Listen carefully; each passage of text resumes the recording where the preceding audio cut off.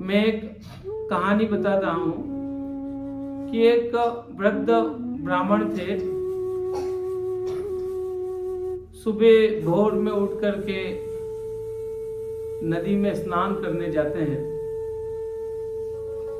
नदी के बीच में उतर करके वो स्नान कर रहे थे तो वो देखते हैं कि एक बिच्छू पानी में तैरता हुआ आ रहा और वो पानी में डूब रहा है। उनके मन में दया आती है, करुणा आती है, वो उस बिच्छू को बचाना चाहते हैं तो उसको धीरे से अपने हाथ पे ले लेते हैं और वापस किनारे की तरफ चलते हैं। बिच्छू उनके हाथ में आने के बाद पूरा पानी जैसे ही निकलता है उसे उतर जाता है तो थोड़ा अपने आप को ठीक महसूस करता है तो तुरंत ही वो ब्राह्मण देव को डंक मारता है। डंक मारते ही उनके हाथ से वो छूट जाता है, पानी में गिर जाता है। वो ब्राह्मण वापस उसको अपने हथेली पे लेते हैं, फिर आगे बढ़ते हैं। फिर उसी तरीके से वो अपने आप को जैसे ठीक महसूस करता है वो डंक मारता है, फिर हाथ से गिर जाता है। फिर ब्राह्मण देव उसको वापस उसको हाथ में लेते हैं और फिर आगे बढ़ते हैं। तो नदी किनारे एक व्यक्ति इस पूरे प्रकरण को देख रहा था। तो वो कहता है कि ये ब्रह्मदेव, ब्राह्मण देवता, आप इस पे क्यों रहम कर रहे हैं? ये तो जीव ही ऐसा है, आपको बार बार डंक मार रहा है। इससे अच्छा है तो मर जाए, इसको डूबने दो। आप उसको बचाने का प्रयास कर रहे हैं और वो आपको डंक मार रहा है। उसके बावजूद भी ब्राह्मण देव उसको वापस पानी में से उठाते हैं और अंततः किनारे पर पहुंच करके उसको छोड़ देते हैं और किनारे पर छोड़ते छोड़ते फिर वो डंक मारता है। उसको किनारे पे छोड़ने के बाद वो ब्राह्मण व्यक्ति उस व्यक्ति को जवाब देते हैं कि देखिए, बिच्छू का डंक मारना उसका स्वभाव है, उसका धर्म है।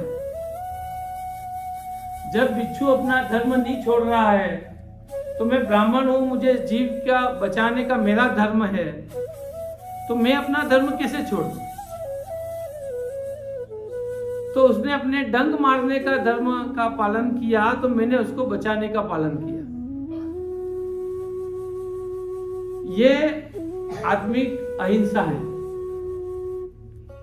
यदि किसी के मन में ये बात है कि मुझे अहिंसा करनी है, मुझे किसी को बचाना है, मुझे किसी की जान बचानी है, तो उसके मन में ये दृढ़ निश्चय होना चाहिए, चाहे वो डंक मार रहा है, चाहे वो उसके साथ कुछ भी कर रहा हो। लेकिन हमारे मन में जो भाव है वो यह होने चाहिए कि हम उसको क्षति नहीं पहुंचाएंगे, क्योंकि प्राणी मात्र जो परमपिता परमेश्वर ने इस पृथ्वी पर पैदा किए हैं उन सबको जीने का अधिकार है। हम हमारे किसी कारणों की वश, हमारे क्रोध वश, हमारे मन के भावों के विकारों के वश यदि किसी की हिंसा करते हैं तो वह हिंसा पाप है। हमें उस हिंसा से बचना चाहिए। उसे, किसी भी जीवित प्राणी को मन से, वचन से, कर्म से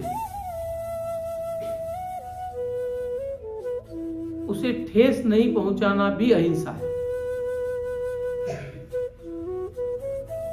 अहिंसा का मतलब सिर्फ मारना या हिंसा करना वो ही नहीं है। यदि हम मन, वचन और कर्म से यदि किसी को ठेस पहुंचाते हैं वह भी हिंसा माना गया है। हमें उससे भी बचना चाहिए, वह अहिंसा है।